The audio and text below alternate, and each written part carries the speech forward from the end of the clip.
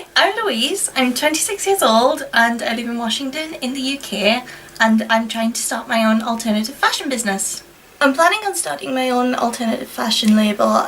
This is something I have wanted to do for the last 10 or so years, but I lacked both the confidence and the ability to do it. So I had to learn as I went along, really, and the first thing I did, of course, was learn to sew properly. I learned a lot from my grandmother, and then I refined that by going to college and then away to university, where I sat my fashion and textile degree. And then after that I still didn't feel quite right. I still felt like I was lacking in a lot of skills that I would need to start my own business. So I apprenticed at Forever in Black for a while. While I was there, I learned an awful lot. I actually feel like I've learned more from Forever in Black than I did at university, really. I've learned a lot about bespoke fashion, whereas my degree was more sort of based towards big industry. You know, I think I'm more likely to be a bit of a small niche business. At my time at Forever in Black, I have learned a lot of bespoke technique, like how to make patterns bigger or smaller depending on the measurements of the person who wants the garment. This has actually helped a lot, because while I don't necessarily feel that completely bespoke is my direction, and I don't feel that completely huge industry is my direction either, I want to sit somewhere in the middle. It has helped a lot because I want to mainly aim my business at plus size people. Because, you know, while it is getting easier and easier to find mainstream fashions aimed at plus size people, not all of us are mainstream people. Some of us, you know, like things a bit different, like goth, lolita, steampunk, and it's really, really hard to find good things made for us that, you know, that are alternative. But I don't want to be completely just for the plus size people, because, you know, I think body confidence and body positivity should be for everybody, and so I do plan on making a wide range of sizes, although my main focus is of course plus size, because, you know, I am plus size myself. I've experienced how hard it is to find decent plus size clothing. As I said, I've learned bespoke things while I have been at Forever in Black, and I've also been learning to make corsets. This one isn't quite done yet. It still needs the bones adding. But as you can see, I've come quite a way since I made my first one, which was featured in the Kawaii International video last year. As you can see, I've learned an awful lot about pattern matching, which is something we didn't really cover that much in my degree, because, as I said, that was aimed mostly at big business, so the emphasis was on fast, cheap production, whereas when I've been at Forever in Black, it has been mostly about bespoke, and yeah, so yeah, I'd like to be somewhere in the middle with that. I learned a few things as I've been going along, and I've gained a few ideas. One of the ideas that I like the most is something I actually got from the last episode of Kawaii International that my last video was on. I really like the idea of listing the model's statistics, height, weight, proportions, etc. beside the photographs, and so I think this is something I'm going to do on my own website. When I get it up and running, there will be stats somewhere near the photographs, so that people can get an idea of exactly what the model's proportions are, and be able to best work out if that's going to look completely different on them because their proportions are totally different, or if it's going to look similar. And it's really cool for getting a gauge of, you know, how something's going to look. I also really, really like the idea of having various different people in photo shoots together wearing the same thing, so that you know how it looks on different people, because this is something that is a bit of a problem with mainstream fashion. I find sometimes you see it in a magazine and it looks really good on that person, and then you go and buy it in a different size and it looks completely different on you. And so yeah, so that's something I'm really considering. I'm hoping to get everything all sorted by September, but there's been an awful lot more paperwork than I expected. I have to tax register and all of that, and web hosting is a bit more of a pain than I thought it would be. But you know, I'm hoping to get everything sorted for September in time for, I don't know, does it still count as a year when you're not at school anymore?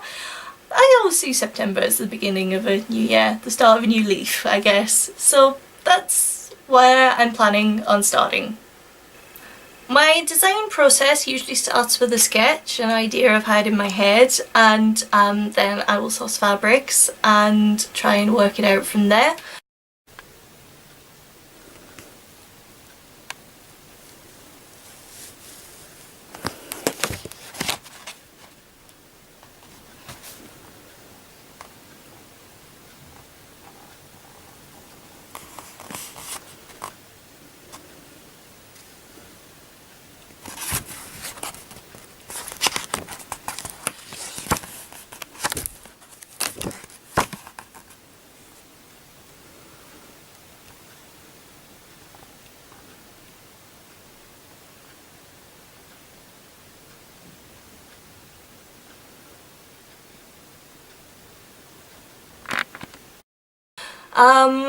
Obviously, as well as being general alternative, I like to inject my own sort of alternative style into things. One of the things I've been doing a lot lately is fusions of different things. I have been working at the moment, I'm working on a JSK with chicken scratch embroidery around the bottom of it. It's actually taking a lot longer than I expected, so I don't think that this is going to end up being something I'm going to make a lot of to sell, which is why I tend to make a trial item from my design before I commit to selling them. Chicken scratch embroidery is a really old technique where you embroider on gingham. It starts with little cross stitches and then works into a double cross stitch, and then you sew a little circle between a couple of different stitches. And I've been making these bats, so it's kind of creepy cute. So it's like the sweetness of the gingham and then these really cute goth bats all the way around the bottom of the skirt. As I said, the technique is quite time consuming, and so it's taught me that it's maybe not the best idea for something I'm planning on making a lot of. However, I could maybe use a little less of the chicken scratch and make it sort of more of a little feature, such as maybe little squares of it across the whole dress, or maybe just the sleeves. I could do a little bit of embroidery like checkerboard across it. Or, you know, maybe I could just look at other techniques. My design process tends to work out with me being inspired by something at first. Often it's quite often things I've found in old books or in pinned on the Pinterest boards. I'm getting a lot of inspiration from this at the moment, which is a great big, it says costume from 1066 to the present. It only goes up to 2005, but it has a lot of quite detailed drawings of historical fashions, starting in the medieval period right the way up till 2005. Particularly like this kind of thing at the moment. And I take like the basic details and work out how I'm going to change that in my way. For example, these ones would be very, very easy to take some of the details into both Lolita and steampunk. For example, the sleeves here. Yeah, I've been getting a lot from historical fashions lately. I also have this, which is a little more up to date and more photography. Just a random page there. I recently did a blog article on this sort of missing link between the corset and the modern underwear. Yeah, after finding my initial inspiration point, I tend to have a bit of a brainstorm and work out what exactly I'm going to take from what I saw and how I'm going to make it into something of my own. And then I sketch things out. I tend not to use colour at first until I can find what fabric I want. Sometimes I have an idea of the colours I want, but I tend not to sketch in colour. I usually do it in black and white. Appearing on Kawaii International was a real confidence boost for me. Obviously it was really cool appearing anyway, but like the whole episode was really cool and inspiring. And it did inspire me and it gave me a lot of new ideas. And it made me definitely realise that there is very definitely people out there who would like kawaii things to wear and interesting alternative fashions who don't really fit the mould of being the average size, shape, height, etc. And it gave me some really cool ideas for things to do for my own business. I really like the idea of posting the models' statistics beside the photographs. This is something I'm planning on doing on my own site.